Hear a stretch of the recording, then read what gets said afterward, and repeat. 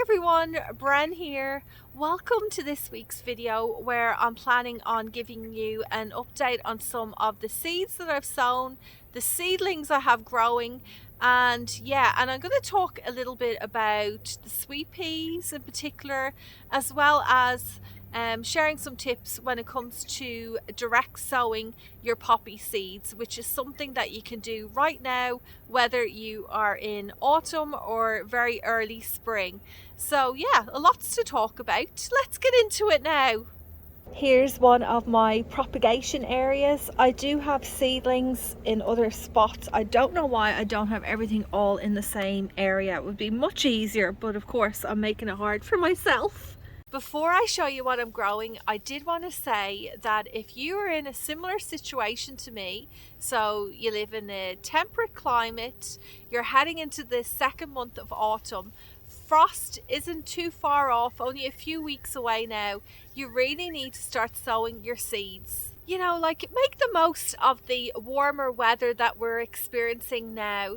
Get your seeds to germinate and to develop really nice, healthy, strong roots before the cooler temps set in. Because the weather is going to get much cooler now over the next few weeks.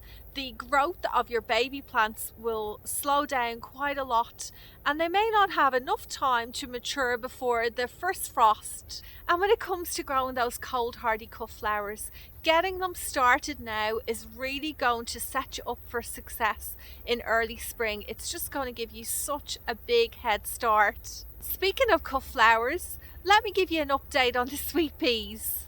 So far, there's no sign of any germination with these. I'm growing sweet pea high scent, sweet pea Ruhan, and then back here I'm growing double the amount of the sweet pea mammoth mix. This variety seems to grow the best for me here in the garden, and that is why I have sown double the amount of seeds compared to these two. I did have another newly purchased packet of sweet peas.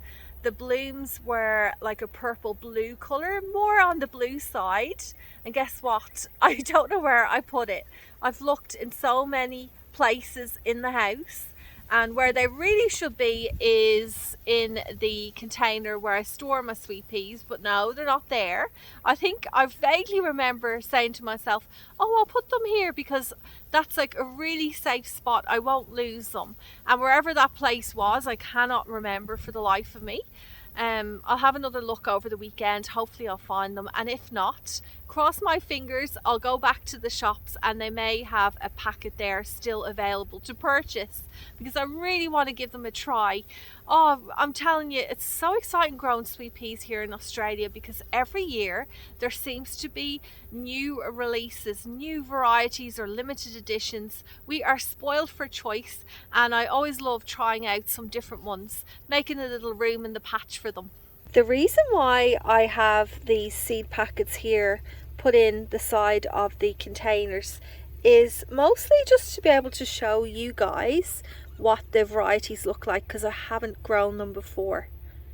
These are not here as labels. As you can see, I've done out a separate label for them, because if I was to rely on these papery packages as a label to distinguish the different varieties, I would be in trouble in a few weeks. These will fade with the water, the sun, and I'm not going to be able to tell the difference between which is which. So although it looks pretty and it's handy to have these here, make sure you put in a proper waterproof label. You know what? I do have germination because I just noticed this little sprout popping up through the soil very slightly. Oh, where's it gone? Oh, hold on.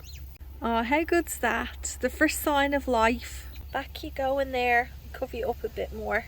Next to the ornamental peas, I have a tray of these edible ones called mammoth melting snow peas.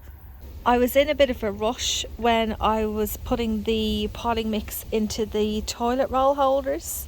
I ended up spilling a bit of the potting mix in between all of the gaps. But it won't go to waste, because when these are ready and I'm planting them into the garden beds, I'll just add some of this extra potting mix in as well along with it.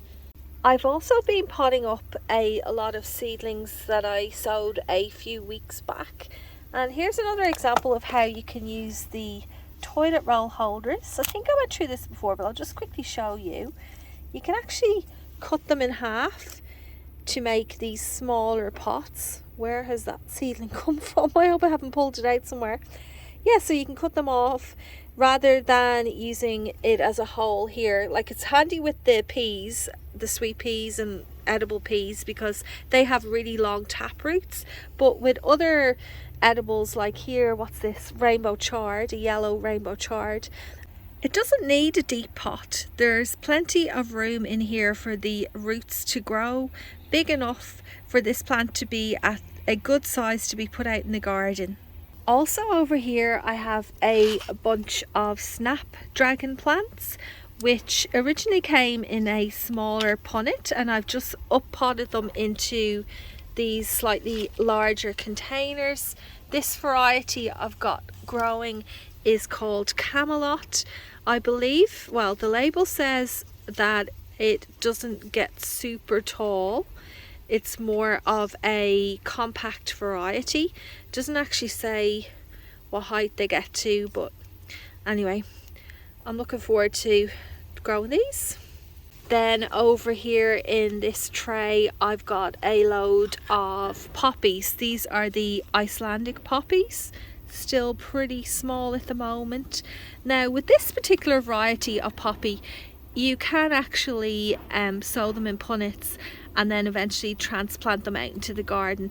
But with a lot of other varieties of poppies, you really need to just direct sow them into your garden bed. Autumn and early spring are a great time of year to sow your poppy seeds, because they are one of those cool, loving annual flowers. I know they can be a little bit tricky to grow for some people. I feel like they're quite similar to trying to grow carrots.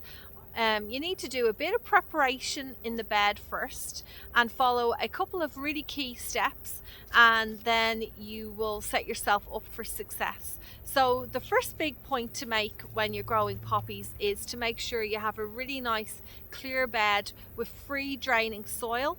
I love to top dress it as well with some compost and manure. I like to locate my poppy beds in a full sun location here in the garden, and then all I do is I gently sprinkle the seeds, surface sprinkle them on the top. You don't need to cover them up with any soil. I just like compact them down so they have good contact with the soil, and then I give them a mist spray. You don't want to be coming in with a sprayer that's too heavy, because you don't want to dislodge the seeds. And also, thinking of that now, you want to be careful when you sow your seeds too. Try and not do it when there's going to be any heavy rain, because that too can just move your seeds around. So you just have to remember they're very delicate. They need a lot of mothering for the first few weeks. It's really important to keep that bed nice and moist. So, you know, you may have to go out there on a daily basis and give it a light mist. But I'm telling you, it's worth all the effort, because after about 2 or 3 weeks, depending on the variety, it usually takes me about 2 weeks, I see little tiny little poppy seedlings all over the place. And really, that's what I think is the most tricky part about growing poppies, getting them to germinate. Once you've passed that stage, it's pretty straightforward from then on. You can come in every few weeks and thin out the seedlings, because they do tend to grow quite compact, especially when the seeds are so small. You do try and spread them out, but it can be very tricky. So yeah, just thin out some of your seedlings and, you know, watch them grow. They don't need too much attention after that. They kind of look after themselves, and then you're left with the most beautiful blooms. So many different types out there. I really am fond of the peony poppies because they're just so large and fluffy. They are a real showstopper in the garden. In this tray there's a whole bunch of, I'm having a quick look, yeah, they are mostly cut flowers. the cold hardy varieties, which I've gone through before. I think there is a couple in here that I haven't shown you, which I have grown before, and I don't know if I'll necessarily use them as a cut flower, but I do love growing them in the garden. Starting off with this one called Honesty, and then there's this Salvia tricolor, which I've grown as well before. Now the stems don't get particularly like super long. They are pretty though, and they will do well in, like, you know, garden posies or little vase arrangements, but I don't believe I'm going to be able to use these in, like, you know, my floral bouquets that I can sell. Well, that's it for this week, everyone. I hope you have a wonderful weekend. You know what I'll be up to? Trying to find those sweet peas that I lost. And probably what will happen is I'll go out and buy a new packet, come home, and an hour later I'll find the old one. It's always the way, isn't it? Anyway, take care of yourselves. Thanks for watching, and I'll see you again next Friday.